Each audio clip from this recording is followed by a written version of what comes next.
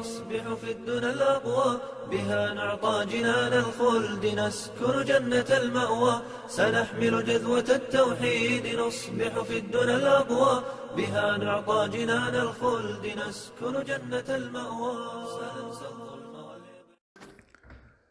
Assalamu alaikum wa rahmatullahi wa barakatuh. Paix sur ceux qui suivent la guidée, paix et bénédiction sur le prophète sallallahu alayhi wa sallam, sur ses compagnons, ses amis, sa famille, ainsi que sur tous ceux qui le suivront de bonne foi jusqu'au jour du jugement.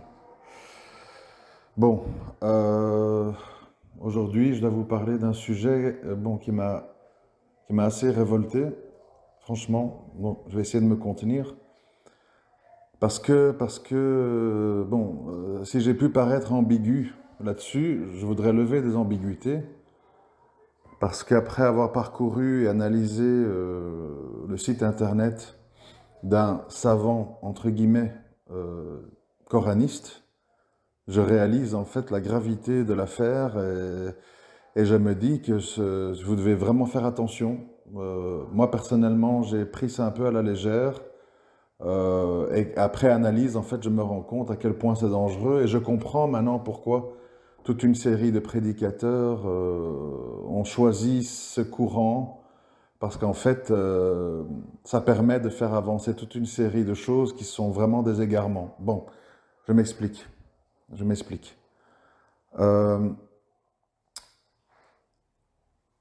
Être critique comme je le suis sur ce qui se passe dans les pays arabes, au Maghreb, etc., ça ne veut pas dire en fait que je rejette tout et que je suis pour un islam basé uniquement sur le Coran et expurgé de tout lien avec les coutumes ou les habitudes des Arabes, etc., parce que c'est un peu la méthode qu'emploient ces gens en laissant penser en fait que les Arabes sont rétrogrades, moyenâgeux, patriarcales, et que donc, en fait, on se retrouve, quand on analyse tous les textes et analyse de ces coranistes, on se retrouve en fait devant une espèce d'islam féministe, féminisé, dans lequel en fait on remet tout en question, le voile, l'égalité homme-femme, l'homosexualité, les nombres de prières, les houris au paradis, enfin,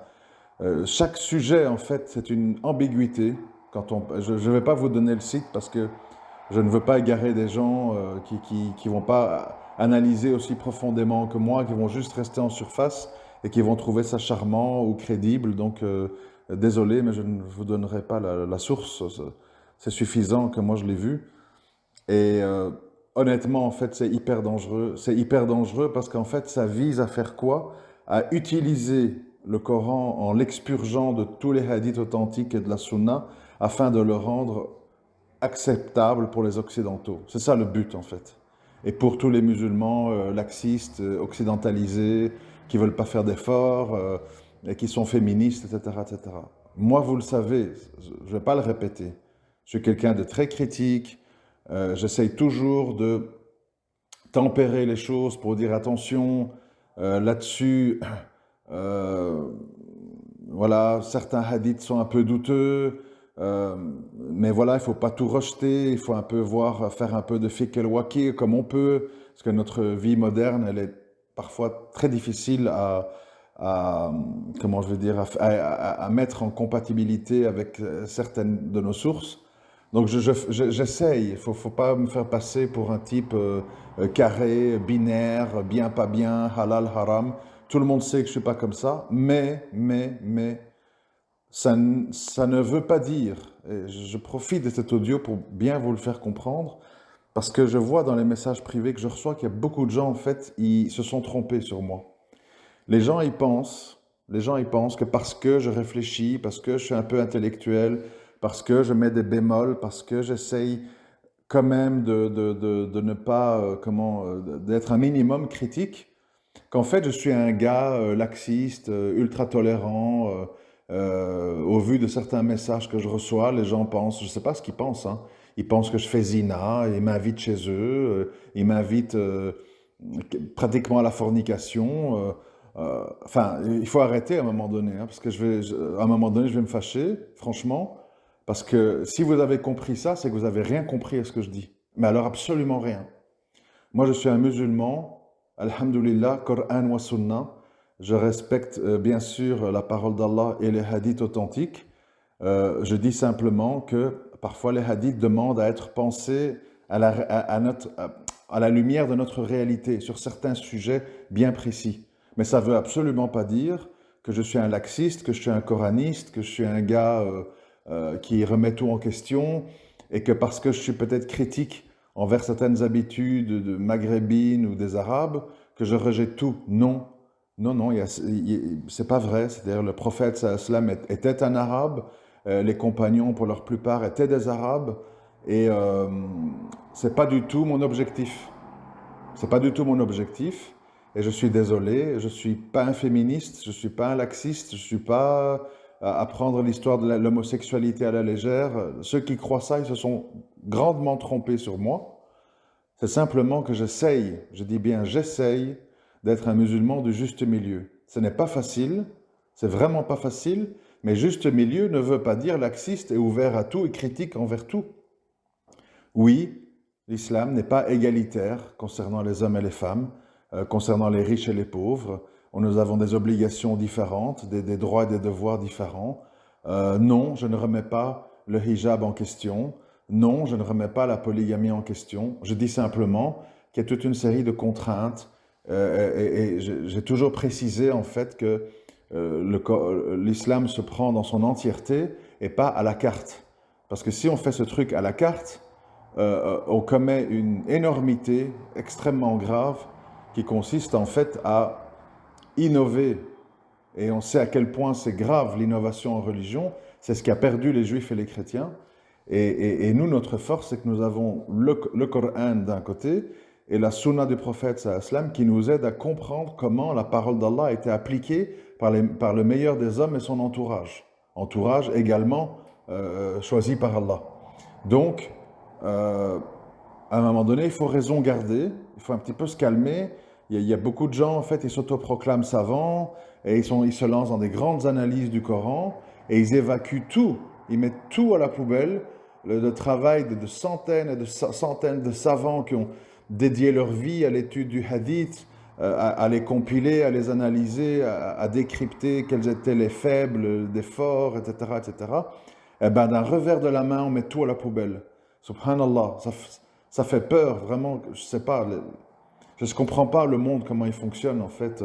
Je ne comprends ni les extrémistes, ni les laxistes, je ne comprends pas tout ça. Je ne comprends pas comment les gens en fait n'ont pas un peu de retenue. Et ça y va allègrement. Hein. Dajjal, ça n'existe pas. Le Mahdi, ça n'existe pas. Les hadiths de la fin des temps, ça n'existe pas. Il y a plus rien en fait. Tout est remis en question. Tout est nié dans le seul et unique but en fait de dire tout ça c'est des croyances. Alors ça continue, hein, ça va sur la sorcellerie et puis sur ceci et puis sur cela. Et à la fin en fait tu te rends compte qu'ils remettent tout en question et que toutes les questions qui fâchent ou que l'Occident trouve un peu irrationnelles ou un peu scientifiquement difficilement défendables, etc., ben tout est évacué. Subhanallah. Je m'excuse en fait si j'ai pu laisser penser que j'approuvais ce genre de choses parce que je ne réalisais pas à quel point ça allait loin.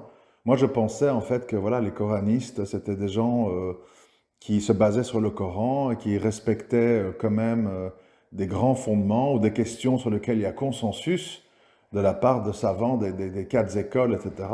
Et au final, en fait, je me rends compte à la lecture que c'est un mouvement totalement innovateur, réformateur, qui utilise le Coran avec une mauvaise intention pour en fait le rendre acceptable aux yeux des Occidentaux ou aux yeux des musulmans qui veulent plus de contraintes et qui vont te dire un peu comme Islam Ibn Ahmed et toute la clique, hein, je ne connais plus tous les noms, mais tous ces gens de cette tendance-là qui visent à dire finalement il n'y a plus rien de mal, il n'y a plus de contraintes, il faut relativiser, et la mixité, et le voile, et la polygamie, et l'homosexualité, tout.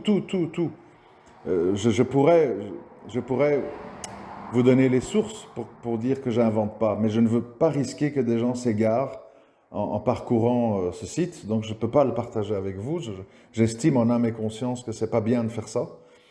Mais voilà, je voulais quand même vraiment vous mettre en garde. Faites très attention, parce que nous sommes dans l'époque du grand désordre, où ça tire dans tous les sens. Chacun y va de sa propre analyse. Et même si je suis quelqu'un de critique et qui réfléchit par moi-même, j'ai des lignes rouges. J'ai des lignes rouges que je n'accepte pas de franchir et dont je n'accepte pas les gens qui poussent les autres à les franchir. Il faut faire très attention. Je veux bien que tout le monde veut se la couler douce. Je veux bien qu'on veut plus d'un islam des contraintes. Mais on peut pas prendre la responsabilité de pousser d'autres gens que soi dans cette direction. Si soi-même on n'a pas le courage ou on n'a pas envie ou on le sent pas, moi je vais vous dire une chose, je vous le dis franchement, et c'est pas mon cas, c'est pas mon cas. Je répète, je suis très critique, oui, mais honnêtement, je fais la part des choses. Je fais la part des choses et je me refuse à des grands jugements de masse, comme certaines personnes dans mon entourage qui disent tous les Tunisiens, tous les Algériens, tous les Marocains, tous les Arabes, tous les Maghrébins. Non, moi je ne suis pas d'accord avec ça. Il faut vraiment l'entendre, je ne suis pas d'accord avec ça. C'est-à-dire que quand même, j'ai pu voir dans ma vie que les choses sont beaucoup plus compliquées que ça. On peut avoir des critiques sur certaines habitudes culturelles, tout en sachant qu'il y a beaucoup de gens qui appartiennent à ces cultures et qui ne sont pas comme ça, ou qui ont fait la part des choses, ou qui sont différents. Et on ne peut pas comme ça, sous prétexte qu'on n'aime pas, parce qu'on a des traumas de l'enfance, ou on n'a pas aimé ses parents, ou on n'a pas aimé la vie au bled, ou que sais-je, parce qu'il y a plein de cas, commencer à faire des jugements de masse. Dans la vie, c'est pas comme ça qu'on fait. On juge au cas par cas. Et c'est pas parce qu'on n'aime pas, par exemple, je ne sais pas moi, tel ou tel pays, qu'on va dire, voilà, les hadiths relatifs au Yémen ou au Chem ou à l'Arabie, on les met de côté parce que j'ai pas envie d'aller habiter en Arabie, j'ai pas envie d'aller au Yémen, j'ai pas envie d'aller au Chem. Il faut faire attention que nos passions personnelles ne deviennent pas notre critère de jugement dans notre interprétation de l'islam. C'est très dangereux. Comme je l'ai déjà dit, moi je ne suis pas quelqu'un qui a la langue de bois. Comme je l'ai déjà dit, moi à la base, j'étais pas, avant d'être musulman, j'étais pas spécialement entouré d'arabes et j'étais fasciné par le couscous ou les femmes maghrébines, etc. C'est faux. C'est totalement faux. Je cherchais la vérité. Je cherchais la vérité et j'ai d'abord pensé, quand j'étais très jeune, qu'elle était dans tout le courant de Malcolm X, Nation of Islam, les Blancs qui étaient les grands diables, les Noirs, les grandes victimes, etc. Ça a commencé comme ça.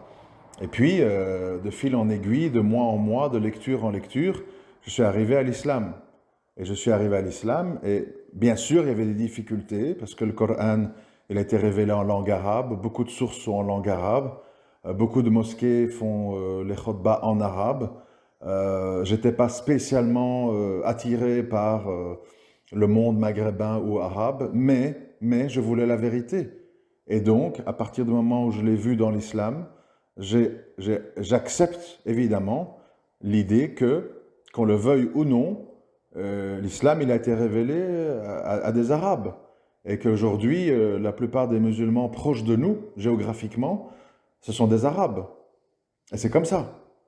Donc il faut faire avec, même si on est critique, même s'il y a des choses qui ne vont pas, on ne peut pas être, selon moi, anti-arabe ou anti-maghrébin ou anti-vie dans les pays arabes et en même temps musulman. Il faut raison garder, il faut faire attention. Parce que, je vous l'ai déjà dit, Shaitan, il travaille, il travaille sur nos faiblesses, il travaille sur nos manquements, il travaille sur nos phobies, nos peurs, etc. Et c'est comme ça, en fait, qu'il arrive à nous faire dériver.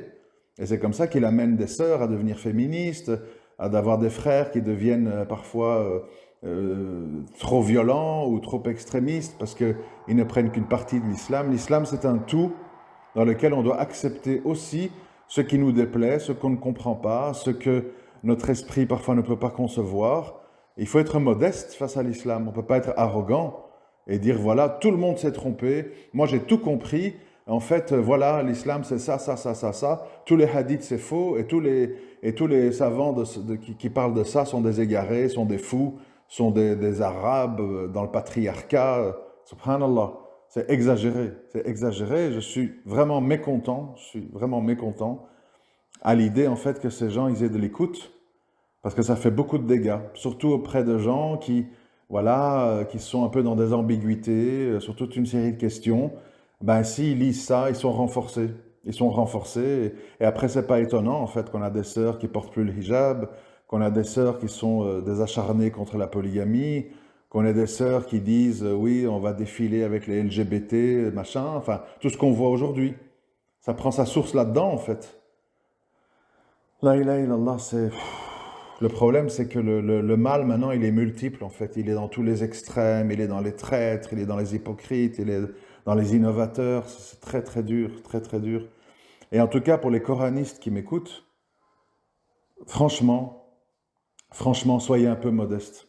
Soyez un peu modestes.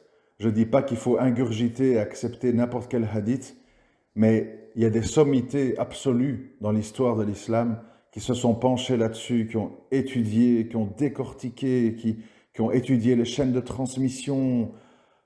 Je rappelle quand même gentiment et poliment que les mêmes personnes qui ont rapporté les hadiths sont des gens qui ont rapporté des versets du Coran. Donc si on dit que ces gens ne sont pas fiables, on remet tout le Coran en question aussi, subhanallah. Vous voyez où ça nous mène, cette histoire. Il faut faire très très attention, mes frères et sœurs. On vit une époque où les gens, à cause de leurs épreuves, à cause de leurs peurs, à cause de leurs déceptions, sont prêts à accepter n'importe quoi. Et malheureusement, Shaitan, il donne matière. Il donne matière. Et je sais pas quoi vous dire. Moi, moi, vraiment, je cherche le juste milieu. Je ne souscris à aucun extrémisme, aucun extrémisme. Et pour moi, dire que seul le Coran est une source fiable et tout le reste, c'est poubelle ou douteux, c'est une sorte d'extrémisme aussi. L'extrémisme, ce n'est pas que donner des coups de couteau ou tuer des gens, faire des attentats suicides. Oui, non, l'extrémisme, c'est aussi tout remettre en question, toutes les sources, toute la sunna, c'est aussi de l'extrémisme, et tout ça, c'est dangereux. C'est vraiment dangereux. Et j'en avais jamais parlé parce que je n'avais pas mesuré, en fait. Je vous dis la vérité. Je m'en excuse si j'ai pu paraître ambigu. Je n'avais jamais mesuré la gravité de ce qui est écrit et l'influence que ça peut avoir. J'ai pris ça à la légère. Voilà, désolé. Et franchement, faites attention. Faites très attention. Et cette mise en garde ne vient pas de quelqu'un qui est là à vous dire les savants ont dit taisez-vous, ne réfléchissez pas. Non, vous me connaissez. Voilà, je suis quelqu'un de critique, qui essaye quand même d'aller au fond des choses, qui essaye de remettre certaines choses en question. Mais il y a des limites, mes frères et sœurs. Il y a des limites. Sinon, on devient des innovateurs. Et là, c'est grave. C'est vraiment grave. Bon, ceci étant dit, je voudrais aussi en profiter que je suis dans cet audio pour dire quelque chose de... Bon, je sais pas, c'est pas que c'est pas très agréable, mais quelque chose qui me déplaît. Hein. Manifestement, bon, certaines personnes vont croire que j'invente, mais c'est pas grave, je m'en fous. Moi, ce qui m'intéresse, c'est de dire ce que j'ai à dire, et les gens, s'ils ont un mauvais soupçon, tant pis pour eux, c'est pas mon problème. Donc, je voudrais vraiment préciser une chose. Certaines sœurs, ayant entendu apparemment, ou ayant appris que je suis divorcé, que je suis seul, entre guillemets disponible, etc., se permettent en fait tout et n'importe quoi. Je reçois des messages extrêmement déplacés, je reçois des invitations extrêmement déplacées. Franchement, les sœurs qui sont comme ça, vous vous êtes trompées d'adresse. J'ai peut-être l'air sympa, j'ai peut-être l'air je sais pas quoi, ma playboy, le gars machin qui est relax, mais il y a des limites, vous savez, il y a des limites. Oui, je suis ouvert, je discute, je suis tolérant et tout, mais ça ne veut pas dire qu'il y a moyen de faire tout et n'importe quoi avec moi. Et sachez que je me sens insulté en fait. Je me sens insulté quand je reçois certains de vos messages. Et parfois, en fait, tellement je suis choqué, en fait, je vous réponds pas. Mais pour moi, en fait, c'est une insulte parce que ça veut dire que vous estimez que je suis un fornicateur potentiel.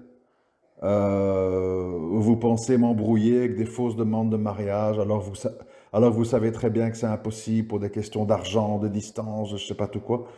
Franchement, les sœurs, craignez Allah. Ça se fait pas en fait. Ça se fait pas parce que bon, alhamdoulilah, je vis bien ma solitude, c'est un choix. Mais certains frères qui peut-être le vivent mal et à qui vous proposeriez ce genre de choses, ils tomberaient. Et franchement, j'aimerais pas être à votre place au jour du jugement. Moi, je comprends pas en fait toute cette hypocrisie.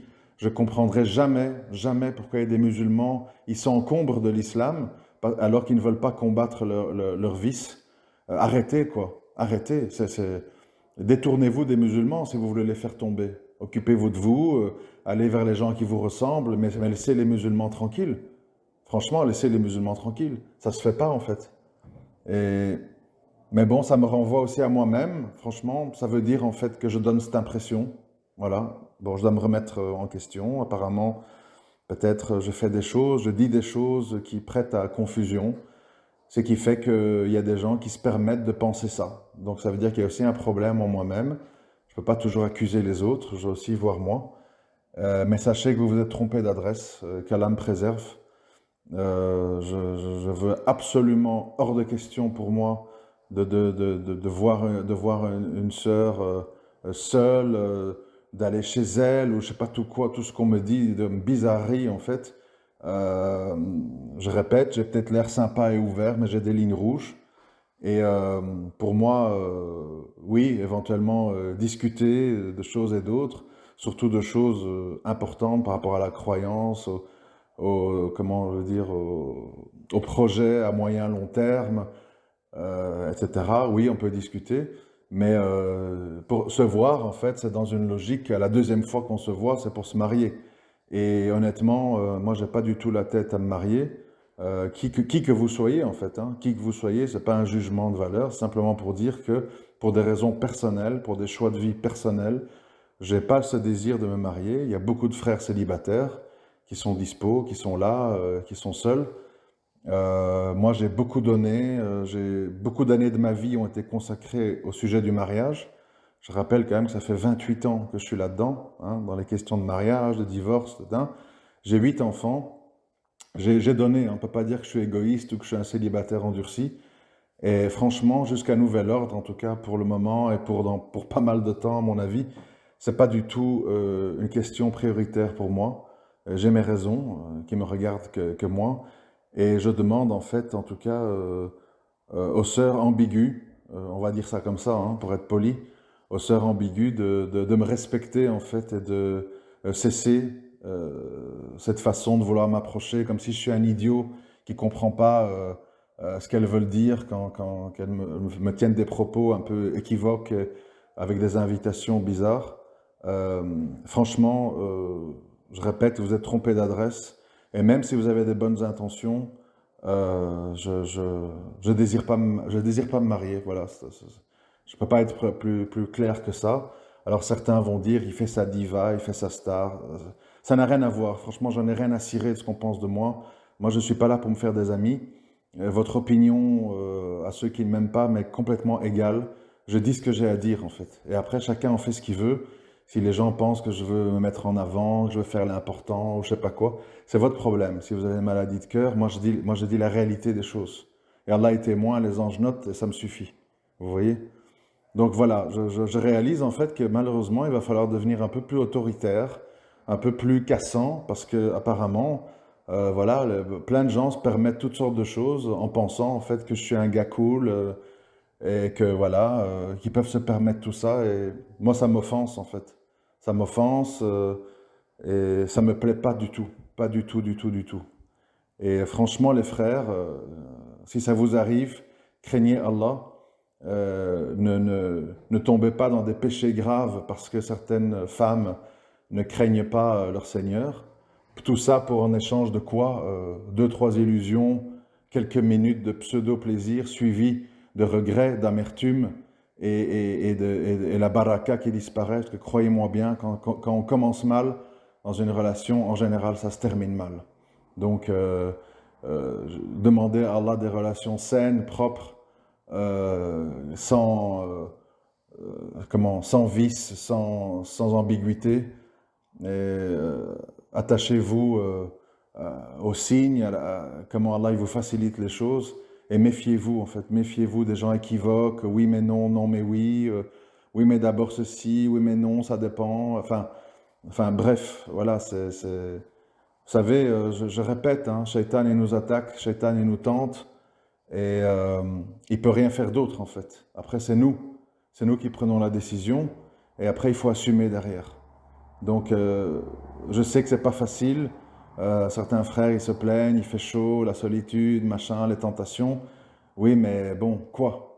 Est-ce que ça vaut la peine de tout brûler pour des illusions, des mensonges ou certaines sœurs qui ne craignent pas Allah? Vous savez, justement, dans les fameux signes de la fin des temps, il y aura 50 femmes pour un homme, et les hommes qui n'accepteront pas les invitations des perverses seront traités d'impuissants, de castrats, de ce genre de choses-là.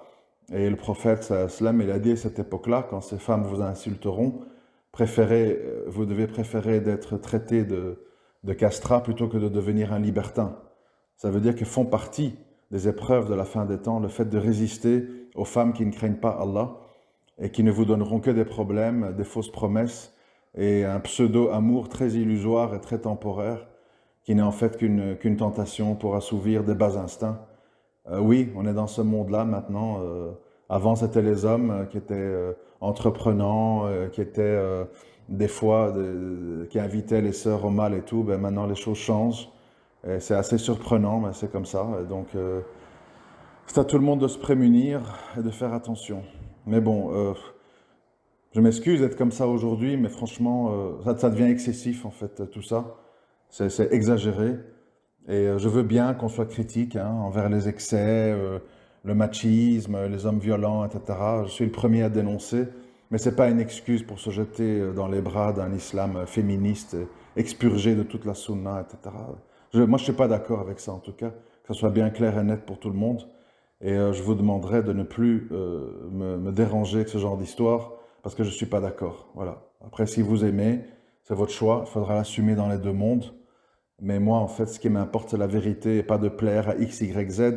Quand j'ai des critiques à faire aux Maghrébins, aux Arabes, je le fais. Et quand j'ai des critiques à faire aux laxistes ou à ce converti qui s'est permis de lancer ce mouvement coraniste, eh ben moi, je n'en ai rien à cirer qu'il est blanc, qu'il est converti. Je me désavoue de lui. Et pour moi, il est encore pire, en fait, que des délinquants, parce qu'il innove dans la religion, ce qui peut être dramatique en termes de conséquences. Je vous remercie de m'avoir écouté. À très bientôt, Inch'Allah. Assalamu alaikum wa rahmatullahi wa barakatuh.